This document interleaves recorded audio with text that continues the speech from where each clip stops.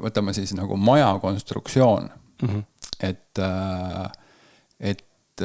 inimesed tahavad saada, et kui ma saan nagu rikkaks, siis ma lõpuks saan rahu. Aga tegelikult on vastupidi.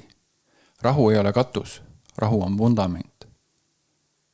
Kui sa leiad enda sees lõpuks selle rahu ja sa hakkad nagu asju üles ehitama, siis ühesõnaga tõesti, mida sa naudid, mida sa teed südamest, mida sa ei tee enam tõestamisvajadust, sul ei ole vaja mingit heakskiidu saata, sa teed lihtsalt, mida sa naudid ja mida sa tegelikult, kui sa saad endaga selle kontakti, siis see, et sa oled enesekindel, sul ei ole vaja enam saada kellegi kinnitust, sellepärast me hästi palju otsime seda väliskinnitust. Heakskiitu. Just, täpselt.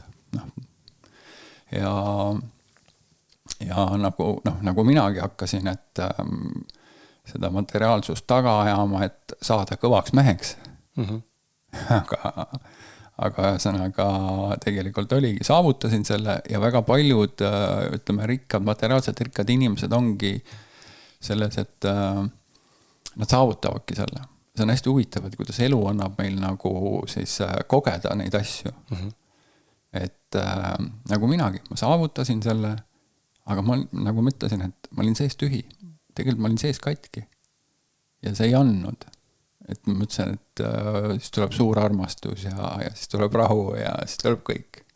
Aga tegelikult ongi see rahu on, kõigepealt sa pead leidma oma sees rahu ja selle peale ehitama siis nii-öelda selle kogu ülejäänud asja. Siis see toimib õieti ja siis sa saad nautida seda.